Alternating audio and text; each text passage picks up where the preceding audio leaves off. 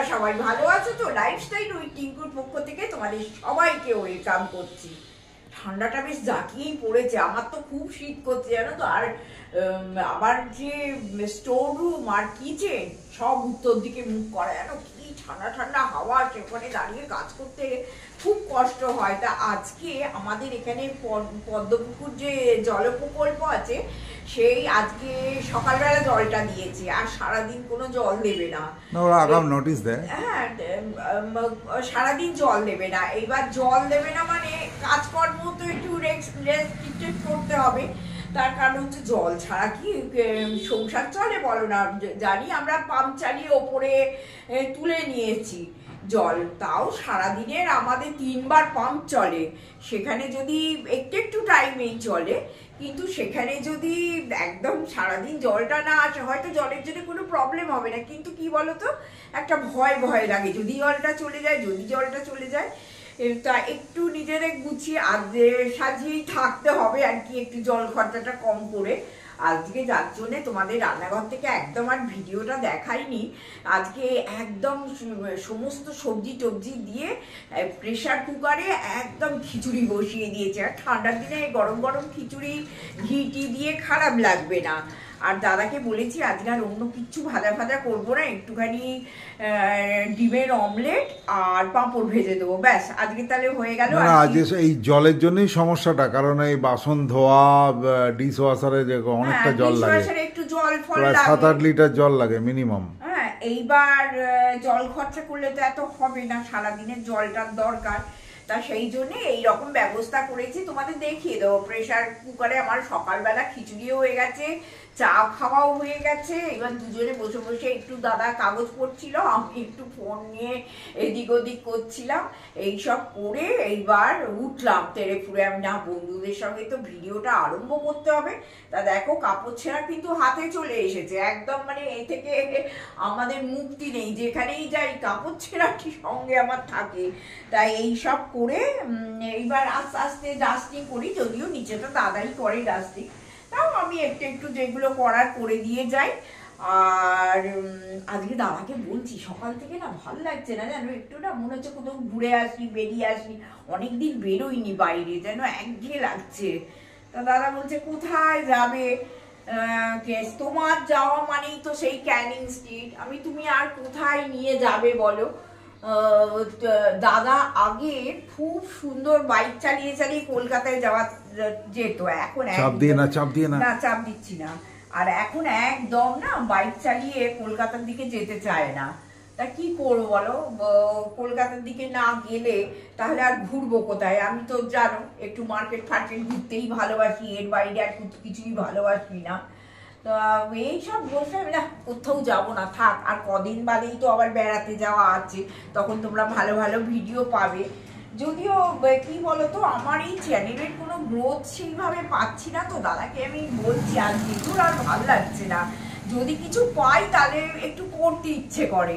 ওই 100টা লোক দেখবে তার জন্য 1K হয়েছে, তাই প্রায় 2 মাস হতে চললো, কিন্তু নড়ে না, লাগে না অ্যাকচুয়ালি, জানো তো মনটা খুব ভেঙে গেছে। No subscriber no well wisher. যারা আমাদের বন্ধুরা ছিল আছে তারাই থাকে, ব্যাস। হ্যাঁ, তা মনটা একটু ভেঙে গেছে, যার জন্য মনে মনে না তোমরা বলবে বৌদি তুমি প্রায় দিন এসে বলো, অ্যাকচুয়ালি না আর করতে খুব একটা ইচ্ছে করে না। দেখো তুমি যে আজকে এই যে 1.5-2 বছর ধরে যে কাজটা করছো, তুমি যদি একটু তার একটা কিছু পজিটিভ একটা ইঙ্গিত পাও, তাহলে তোমার মনে হয় যে না আরো ভালো করে করি, আরো সুন্দর করে করি। কোনো কিছুই নেই বলো না। 100টা ভিউও যদি না সারাদিনে হয়, তাহলে আমি এই যে এত খেটে খেটে ভিডিও দিই, আর শুধু তো ভিডিও করলে হয় না বলো না, তার না আমাদের ব্যক্তিগত জীবন থেকে অনেকটা স্বার্থত্যাগ করলে তবে একটা ভিডিও তৈরি হয়। দেখো এডিট করা, তারপরে ভিডিও আপলোড করা, থাম্বনেল করা, ডেসক্রিপশন লেখা, অনেক কাজ থাকে, যে শুধু ভিডিওটা করে দিলাম হয়ে গেল তা না, প্রচুর খাটুনি থাকে সারাদিনে। ওই আর কি মনটা না ভেঙে গেছে একদম, মানে ভিডিও কোনো গ্রোথ সেইভাবে চ্যানেলটায় পাচ্ছি না। হয়তো আমি আর কতদিন ইউটিউবে থাকবো আমি সেটাও জানি না, কারণ আমার নিজের সত্যি একদম ভালো লাগছে না।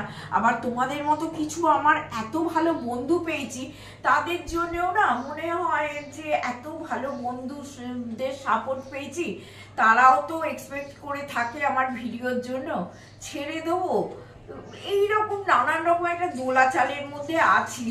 হ্যাঁ, যাই হোক, অনেকটা মন খারাপের কথা বললাম। এবার রান্নাঘরে যাই, গিয়ে এবার তোমাদের একটু খিচুড়িগুলো দেখিয়ে দিয়ে আমি কাজে লাগি, রান্নাঘর পরিষ্কার করি, করি, যখন যেটা করবো যে তোমাদের সঙ্গে শেয়ার করে দেবো। আজকের ভিডিওটা এইভাবেই আরম্ভ করলাম। হ্যাঁ, চলো।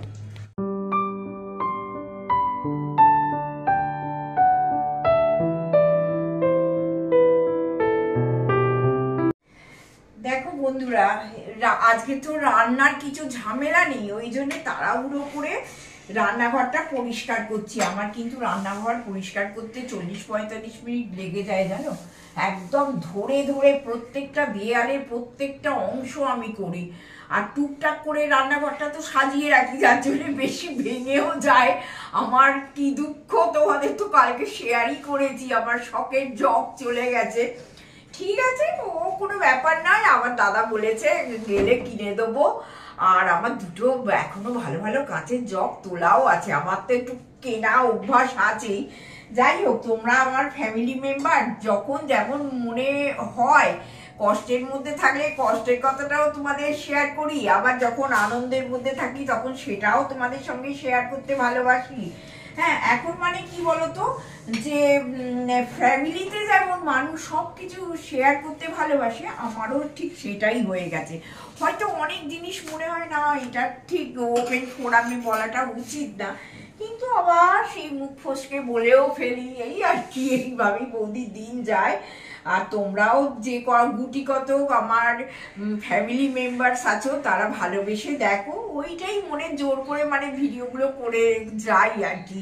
আর দুঃখের কথা তো তোমাদের একটু আগে আমি শেয়ারও করলাম। তা দেখো, আমার গ্যাসটা কিন্তু মোছা হয়ে গেল। হ্যাঁ, খুব যত্ন করে কিন্তু আমি এই গ্যাসটাকে মুছি।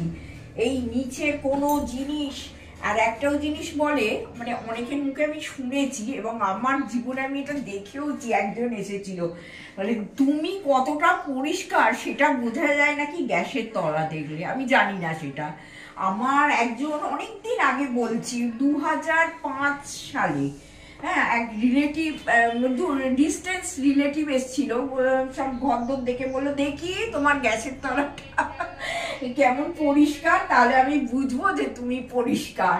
মানে এইরকম মানুষও তো আছে, বলো না, সব মহিলারা আর কি এসেছিল। যাই হোক, আর ওই সব কথা বলছি না। তা আরো এলাম তোমাদের একটুখানি, আমি খিচুড়িটা হয়ে গেছে, হয়ে যাবার তোমাদের দেখানো হয়নি, তা সেটা একটু খুলে খালে দেখিয়ে দেব, দিয়ে আর তারপরে আবার ডাস্টিং আরম্ভ হবে।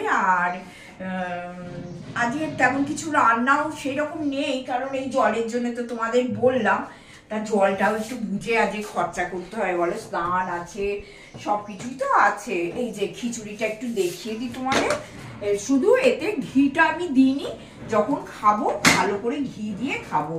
দেখেছো, শীতকাল তো খিচুড়ি কিন্তু বসে গেছে, খুললাম, তাই যে ফুলকপি, শিম, দেখো সব কিছু কিন্তু দিয়ে, আলু সব কিছু দিয়ে আমি খিচুড়িটা করে নিয়েছি, একদম সেদ্ধ চালের খিচুড়ি করে নিয়েছি। এবার এতে কিন্তু একটু জল ঢেলে রাখতে হবে, দাদা আবার এত বসা বসা খিচুড়ি ভালোবাসে না, আর শীতকালে খিচুড়ি বসবে, এর থেকে তোমরা কেউ রেয়াই পাবে না।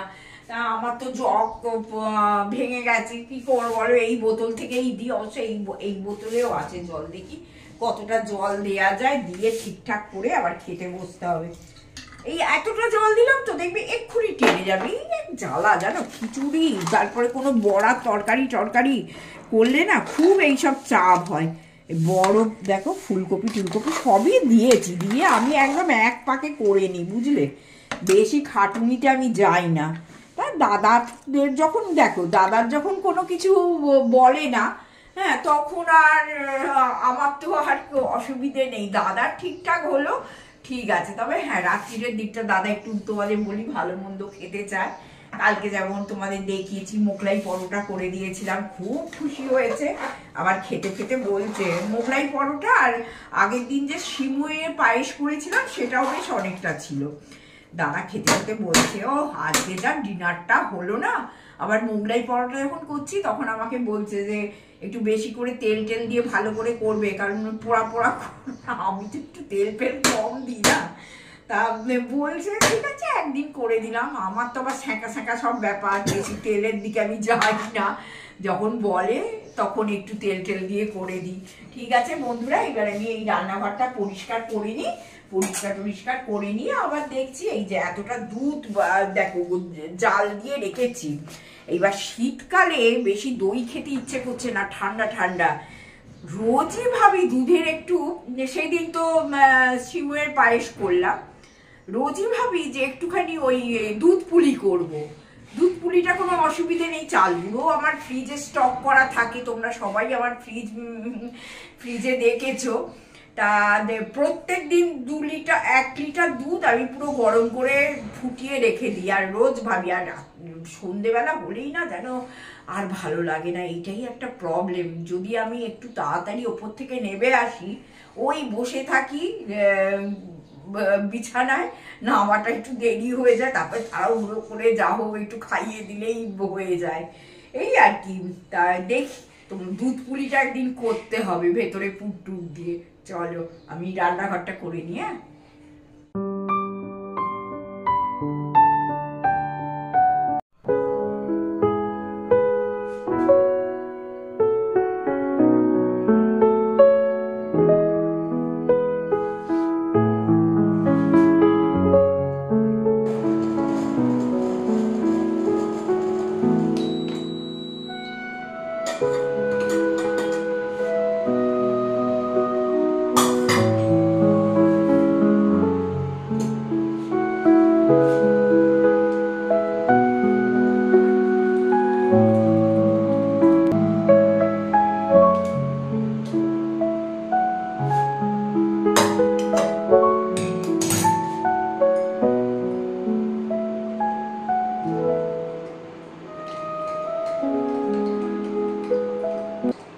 চা হয়ে গেল।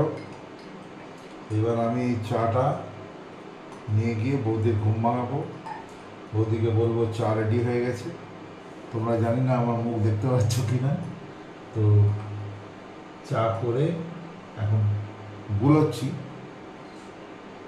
এবং বৌদিকে চা নিয়ে গিয়ে দেবো, দিয়ে বলবো ওঠো চা রেডি। বিকেলবেলার এই কাজটা এখন মোটামুটিভাবে আমি পালন করার চেষ্টা করি। দেখো বন্ধুরা, বৌদি ঘুমোচ্ছেন এবং আমি যেমনভাবে চা করলাম তোমাদের দেখালাম, বৌদিকে তুলি। টিঙ্কু টিঙ্কু ওটো ওটো ওটো ওটো ওটো, চা রেডি। কোথায় উঠতে হবে?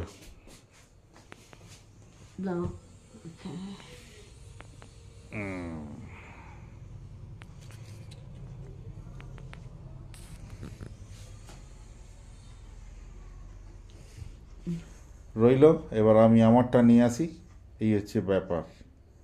শুভ সন্ধ্যা বন্ধুরা, একটু শাড়ি টাড়ি পরে নিলাম, 2-1টা কেনাকাটা আছে। সামনেই আমাদের স্পেন্সার আছে, ওই স্পেন্সারটা একটু যাচ্ছি দাদাকে নিয়ে, টুকটাক একটু জিনিস কেনার আছে, তা সেইগুলো কিনতে যাচ্ছি। আর বেড়াতে যাব, তো সেখানেও একটু টুকটাক কেনার আছে, একটু বিস্কিট ফিস্কিট এটা ওটা, তো জানো বেড়াতে গেলে যেমন নিয়ে যায় মানুষ।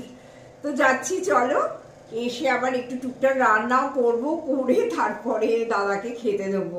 সঙ্গে থাকো, দেখি স্পেন্সারের মধ্যেটা যদি পারি ক্যামেরা করতে একটু তোমাদের সঙ্গে দেখিয়ে দেবো আমাদের এখানে স্পেন্সারটা কেমন। চলো।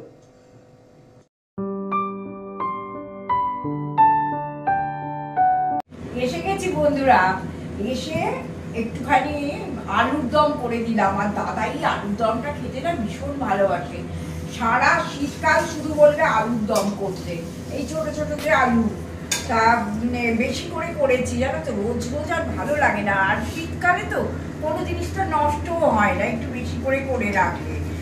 আর আরও স্পেন্সারে গেছি কড়াইশুটির জন্য, কড়াইশুঁটি না থাকলে না এইসব আলুর দম করতে আমার একটুও ভালো লাগে না। ওই জন্য এই যে স্পেন্সার থেকে কদিন বলছিলাম না আমার কড়াইশুঁটি ফুরিয়ে গেছে, এই প্যাকেটটা ফ্রোজেন কড়াইশুঁটি এখন আর বাজারে যাওয়া সম্ভব হলো না, কিনে নিয়ে এলাম ফ্রোজেন কড়াইশুঁটি। এই ওই আলুর দমটা একটু কষিয়ে করে রাখছি, এখন অন্য 2-3 দিন তো হয়ে যাবে, তাই একটু বেশি করেই করে রাখলাম। আর দাদাকে এটা দিলে কোনো অসুবিধা নেই, ও সব কিছু খেয়ে নেবে এটা দিলে, মানে রুটি পরোটা যা করে দেবে খেয়ে নেবে, কথাও বলবে না, এত ভালোবাসে। আচ্ছা স্পেন্সারে যে ছবি তুলতে দিল না, হ্যাঁ আরে আমি বলেছিলাম না যে স্পেন্সারে গিয়ে তো আমাদের এইখানে কাছাকাছি যে স্পেন্সারটা কেমন তোমাদের দেখাবো, তা আর দেখাতে পারলাম না কারণ ওদের ছবি তোলা অ্যালাউ নয়। মানে আগে দিত, এখন কেন জানি না দিচ্ছে না। হ্যাঁ আগে দিয়েছে, আমরা একবার অনেকদিন আগে তোমাদের দেখিয়েওছি, কিন্তু এখন আর বলছে যে ছবি তোলা যাবে না। যাক না দেবে আর কি করবো, বন্ধুরা তো এগুলো বোঝেই যে যারা ভিডিও করে তাদের এগুলো খুব চাপ হয়ে যায়। তা ঠিক আছে, এই যে দেখো আমার আলুর দমের এই লুকস হলো, বলো বেশ কষা কষা এরকম আলুর দম খেতে কেরা ভালোবাসে, ধনেপাতা কড়াইশুঁটি টমেটো ভাত ছাড়া যে কোনো জিনিস, পরোটা আলু কি বলে রুটি লুচি সব কিছু দিয়ে যে কোনো জিনিস দিয়ে খেতে ভালো লাগে আর দারুণ।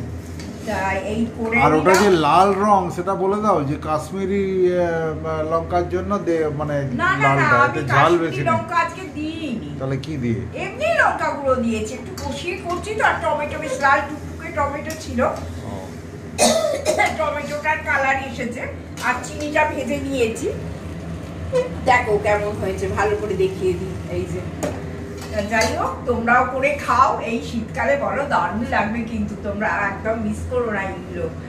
আর আজকের মতো ভিডিওটা বন্ধুরা আমি শেষ করলাম, জানি না আজকে ভিডিওটা কতটা হয়েছে সেটাও আমি জানি না, দেখবো। আর আজকের মতো শেষ করলাম, প্লিজ সঙ্গে থেকো, সাবস্ক্রাইব করতে ভুলো না, আর লাইক করো কমেন্ট করো। আজকের মতো টাটা, গুড নাইট, সবাই ভালো থেকো।